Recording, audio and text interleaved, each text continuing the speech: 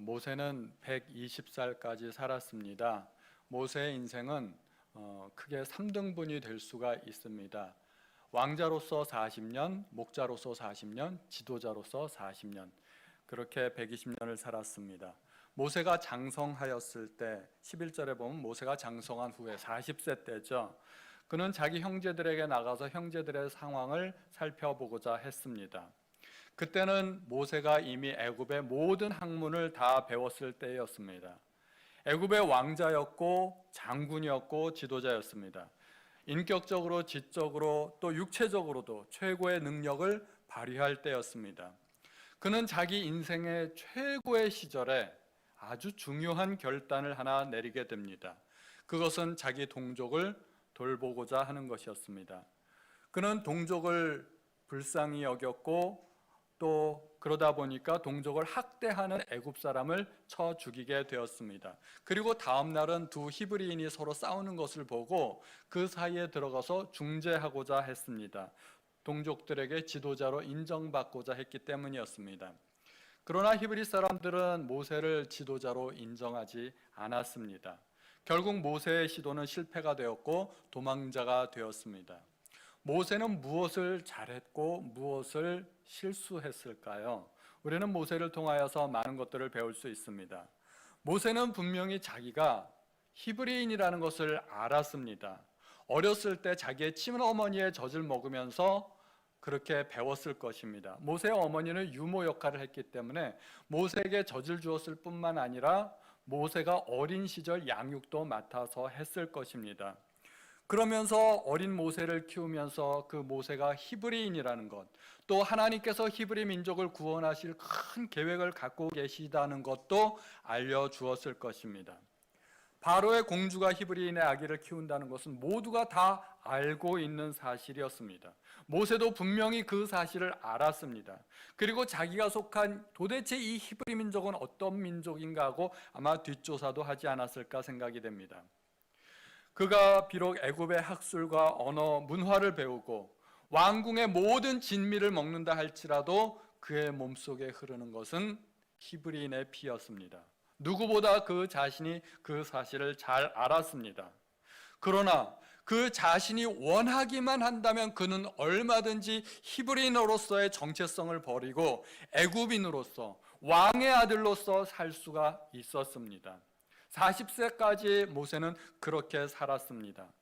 당대 최고의 강대국에서 왕의 아들로서 최고의 권세를 가지고 부귀영화를 누리면서 그렇게 사는 것은 보통 사람으로서는 꿈도 꿀 수 없는 일입니다. 그러나 그에게는 또 하나의 신분이 있었다는 것을 그가 모를 리가 없죠. 알고 있었습니다. 그가 히브리인이라는 것, 노예들과 같은 민족이라는 것, 그리고 또 동시에 하나님의 선택받은 백성이라는 것, 그는 그것을 머릿속에서 지울 수가 없었던 것입니다. 모세는 그렇게 두 가지 신분을 동시에 지니고 살았습니다. 이중국적자였습니다.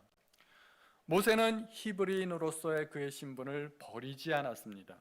무려 40년간을 마음속에 그렇게 두 개의 신분을 감춘 채 때가 되기를 기다렸던 것입니다.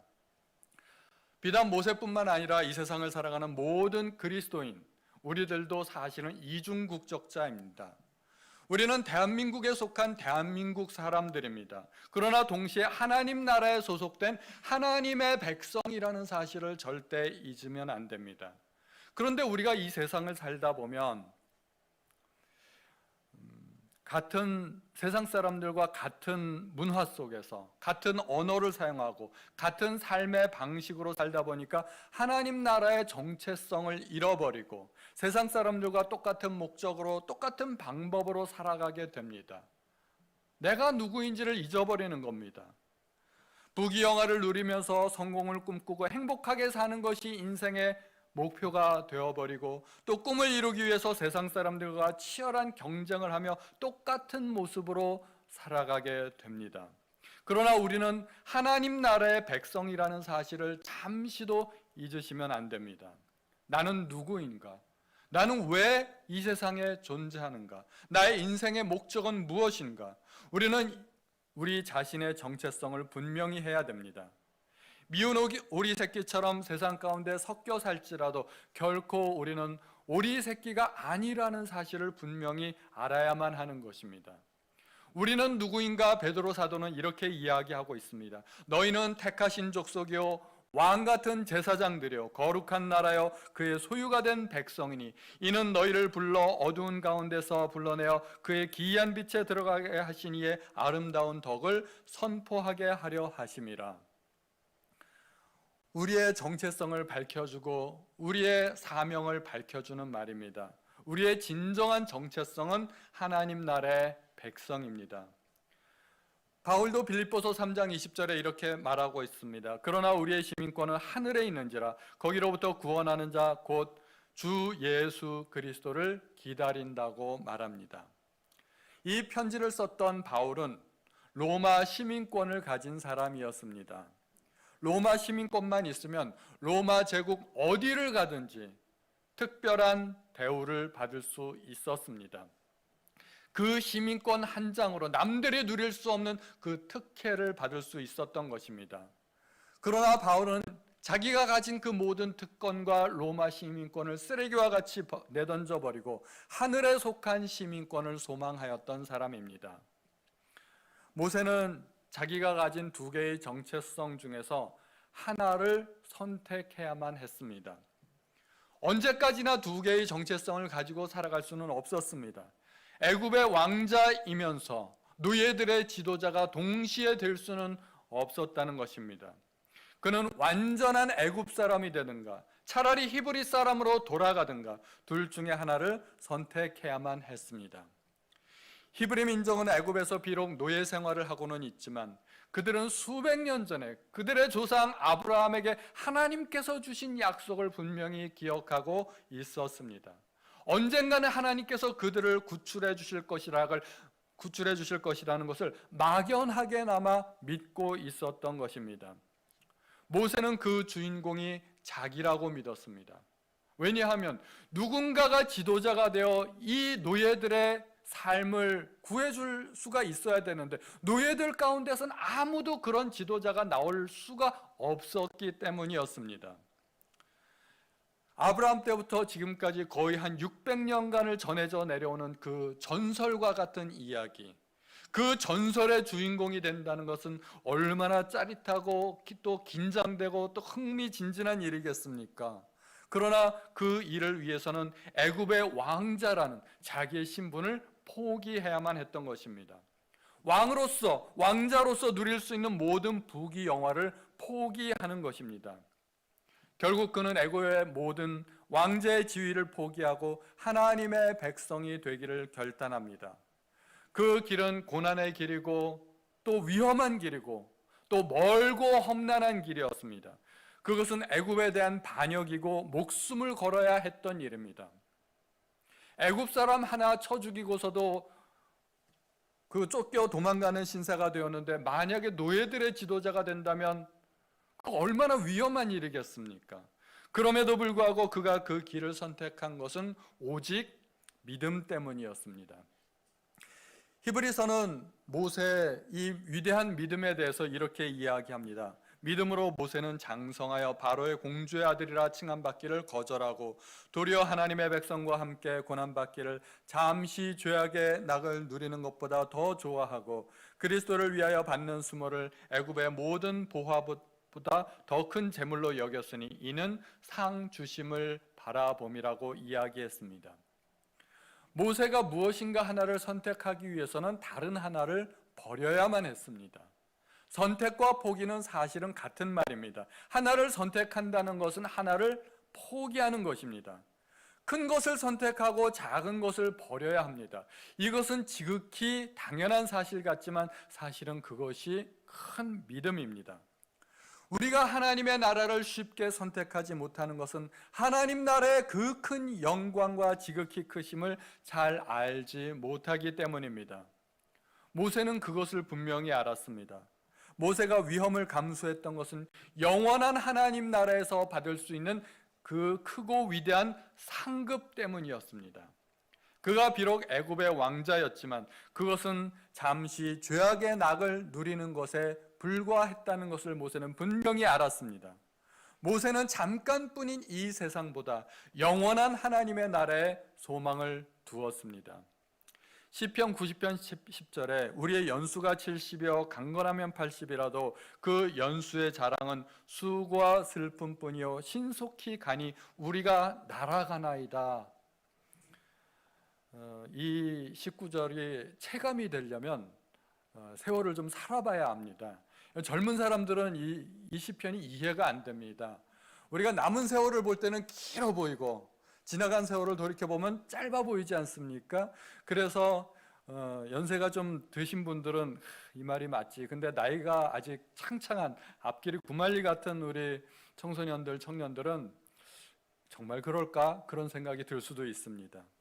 이 시편 90편은 누구의 시일까요? 모세의 시입니다. 모세가 지었습니다. 인생 7, 80년을 살아도 날아가는 것처럼 신속히 지나갈 뿐이라고 말합니다.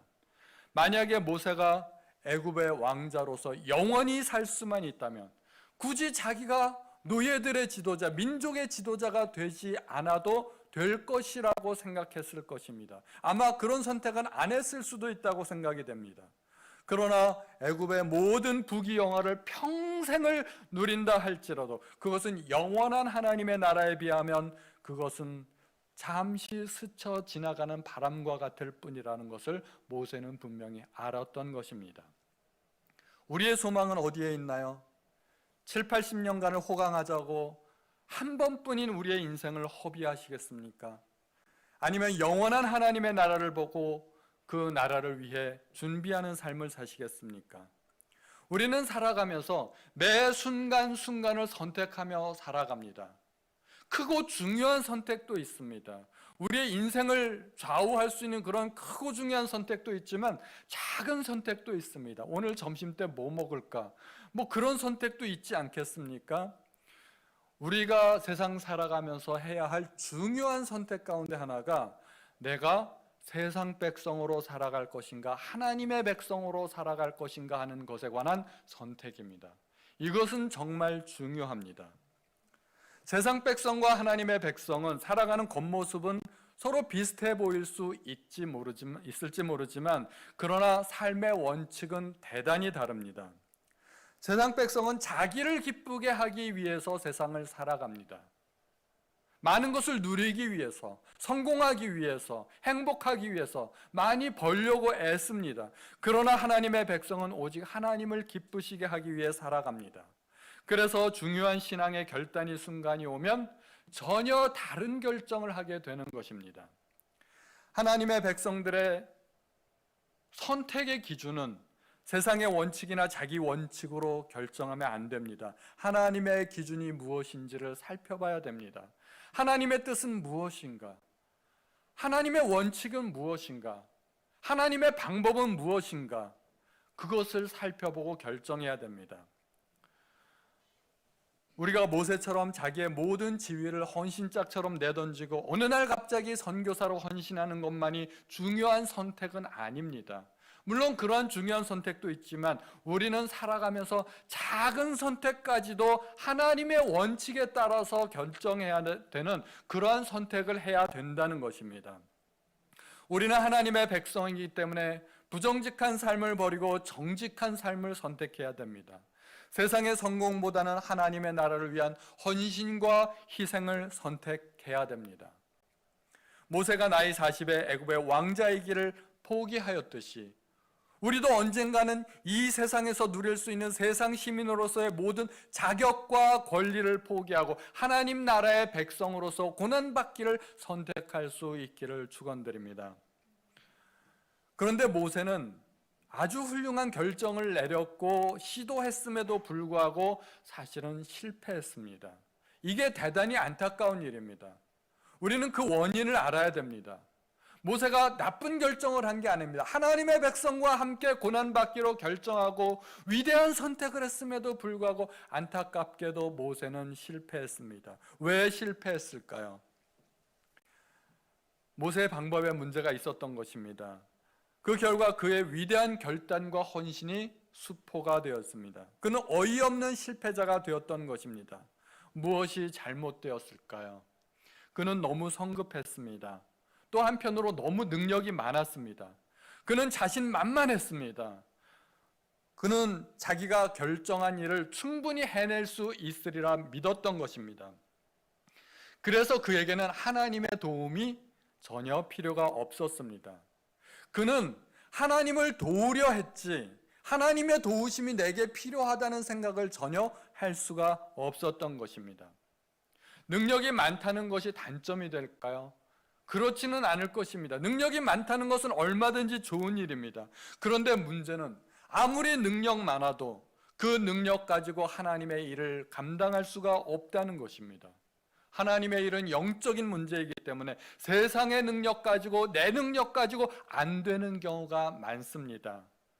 그리고 사실은 돼도 문제입니다. 오히려 되는 것이 더 큰 문제입니다. 만약에 제가 제 능력 가지고 뭔가 위대한 일을 해내면은 사람들이 누구를 칭찬할까요? 저를 칭찬하지 않겠습니까? 그 모든 영광이 누구에게로 돌아오겠습니까? 저에게로 돌아오지 않겠습니까? 저는 하나님의 영광을 위해서 뭔가를 했는데 그 영광이 저에게로 돌아오면 저의 목적이 달성이 된 건가요? 안 된 건가요? 달성이 안 된 겁니다. 성공인가요? 실패인가요? 실패입니다. 제가 어떤 목적을 가지고 뭔가를 했는데 그 목적이 이루어지지 않으면 그것은 100% 실패입니다.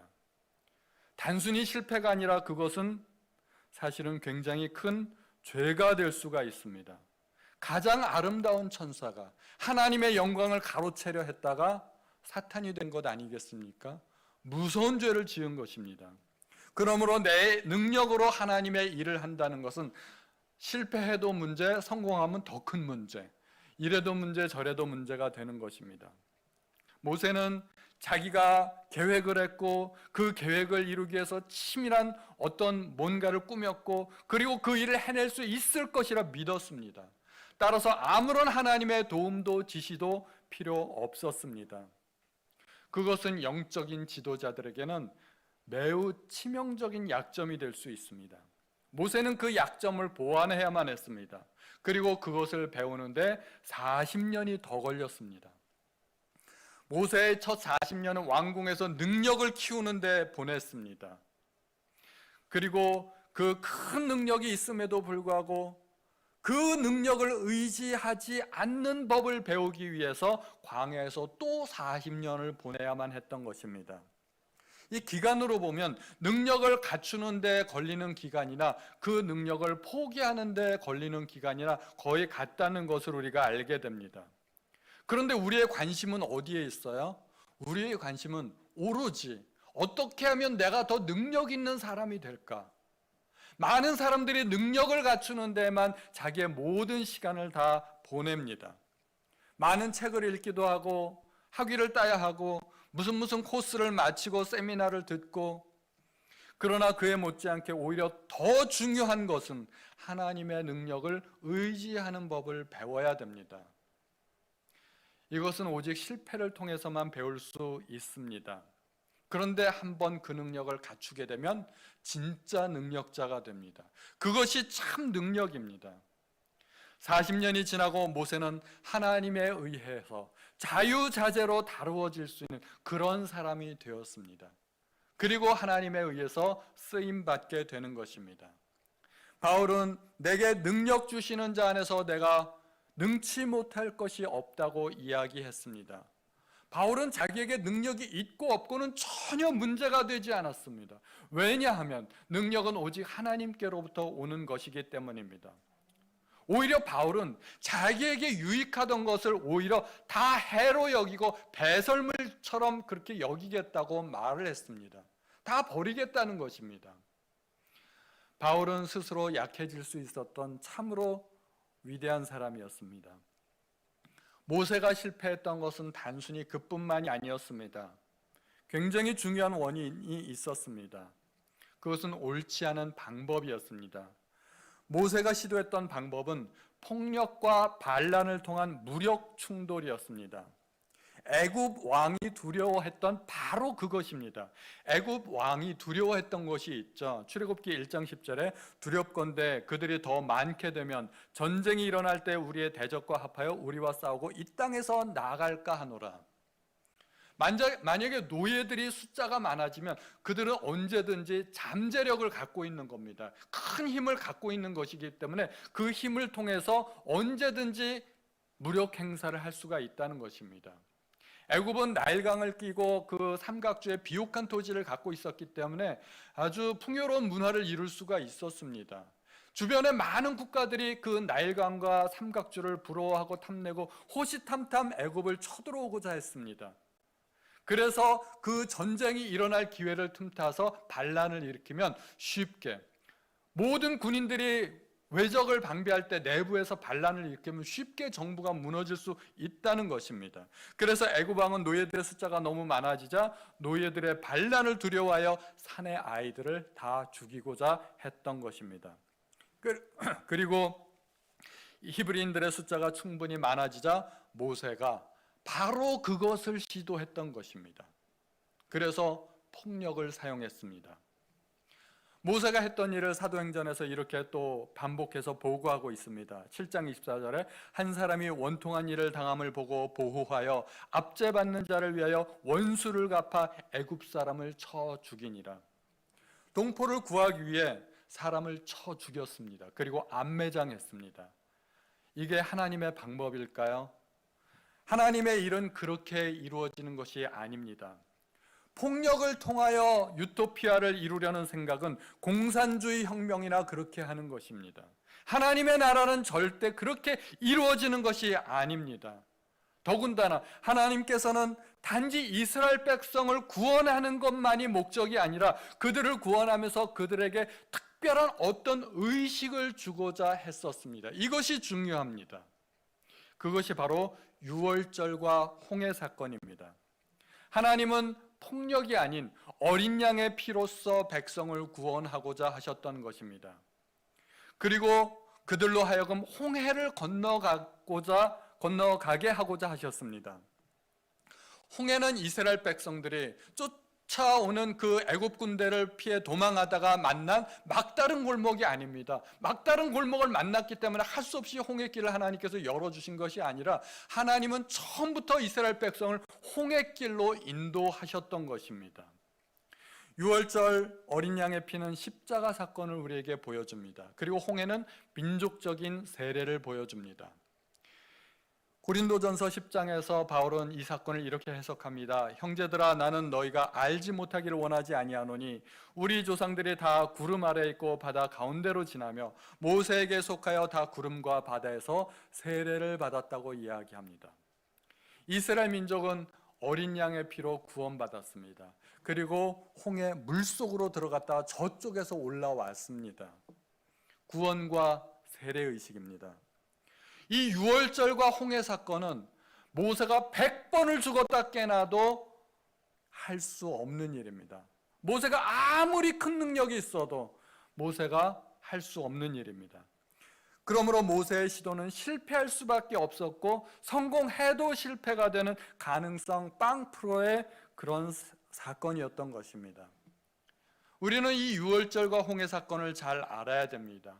이것은 하나님께서 이스라엘 백성을 단지 노예 생활에서 해방시켜주는 것이 모든 목적이 아니라는 것을 우리에게 보여주는 것입니다.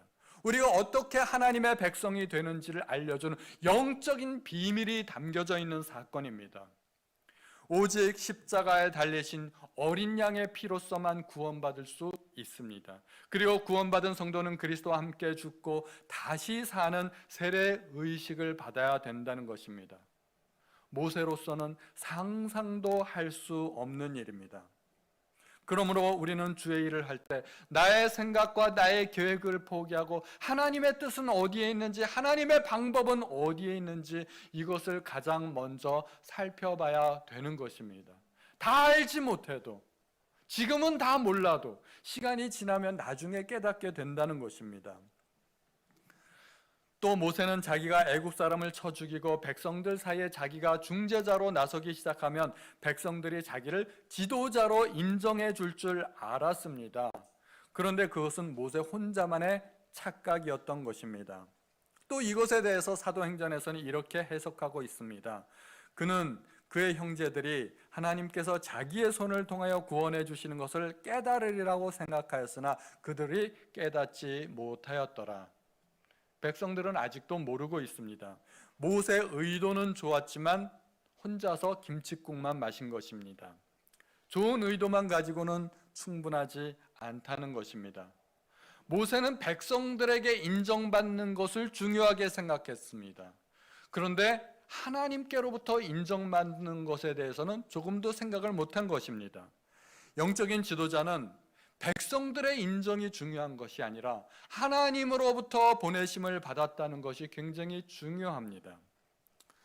모세가 40세 때는 하나님은 보내시지도 않았는데 모세가 스스로 나서서 백성들의 지도자를 자처했습니다. 그래서 실패했습니다. 그런데 모세 나이 80대는 백성들은 인정하려 들지 않았지만 하나님이 보내시는 지도자가 되었습니다.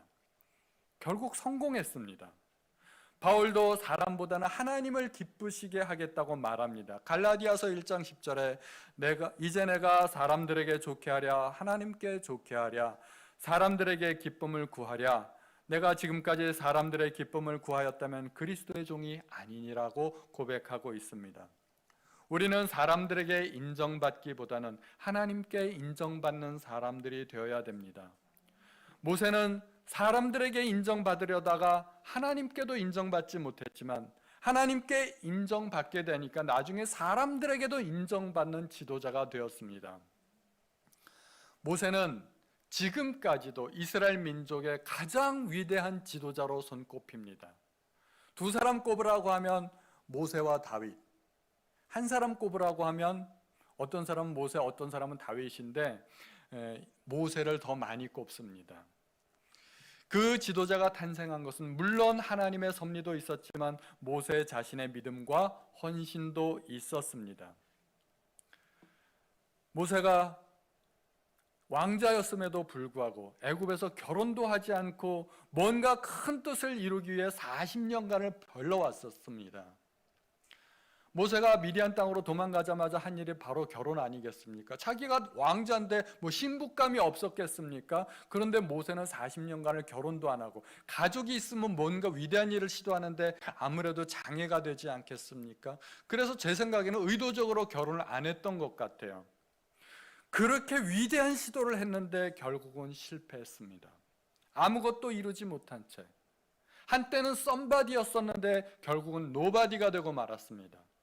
뭔가 그럴듯한 사람이었는데 아무것도 아닌 사람이 되고 말았습니다. 그러면 그의 믿음의 결단과 헌신은 아무 쓸데없는 것인가요? 한때 만용이 되어버리고 만 것인가요? 그런데 그렇지는 않았습니다. 모세 자신은 몰랐지만 나는 이미 충분하다 생각했지만 하나님은 모세를 왕궁 학교에서 졸업시키고 또 다른 학교에 입학시킨 것입니다. 모세는 이제 나는 다 배웠다 생각했는데 모세가 배움이 부족했던 것이죠. 두 번째 모세가 입학했던 그 학교는 광야 학교였습니다. 전공은 하나님의 능력을 의지하는 법, 부전공은 인내. 모세는 그것을 배워야만 했던 것입니다. 모세는 광야로 가면서 모든 것을 이제 다 포기했습니다. 이제는 끝났다. 그러나 하나님의 시계는 여전히 돌아가고 있었습니다. 그 순간에도 하나님의 계획은 이루어지고 있었던 것입니다. 여러 해 후에, 40년 후에 이스라엘 자손은 고된 노동으로 말미암아 탄식하고 부르짖었습니다. 그리고 그 소리가 하나님께 상달되었습니다. 하나님은 정확하신 분입니다. 한치의 오차가 없으십니다. 이스라엘 민족이 애굽에서 탈출할 때 그때가 430년이 되는 바로 그날이라고 성경에 기록되어 있습니다. 하나님의 시간표는 오차가 없습니다. 그 40년이 지나는 동안에 모세의 생명을 찾던 애굽 왕은 죽었습니다. 이스라엘은 고된 노동으로 말미암아 탄식하며 부르짖었고 모세는 노인이 되었습니다. 이스라엘 민족도 변했습니다. 40년 전 모세를 향하여 내가 나도 죽이려느냐 하고 대들던 그 백성이 아닙니다. 그들은 신음하고 있었고 그 신음은 극에 달했던 것입니다. 40년이 지나고 모세의 광야 학교도 졸업할 때가 되었습니다. 무엇보다도 하나님께서 아브라함에게 약속하신 그때가 다 되었던 것입니다. 이렇게 모든 상황이 한순간에 다 들어맞고 있었던 것입니다. 하나님은 그렇게 역사하십니다. 하나님이 일하시는 방법은 내가 일하는 방법과 전혀 다르다는 것을 우리는 알아야 됩니다. 내가 상상할 수 없는 방법과 내가 상상할 수 없는 그 계획을 가지고 하나님은 그렇게 원대한 일을 이루어 가는 것입니다. 우리는 끊임없이 하나님 앞에 질문해야 됩니다. 하나님, 제가 어떻게 해야 될까요? 결정하기 전에 질문해야 됩니다. 그런데 우리는 일 다 저질러 놓고 하나님 앞에 도움을 구합니다. 하나님, 제가 사고 쳤습니다. 도와주세요. 이제는 우리는 어떻게 해야 될까요? 결정하기 전에 하나님, 제가 어떻게 해야 할까요? 그렇게 질문하시는 우리 성도님들 되시기 바랍니다.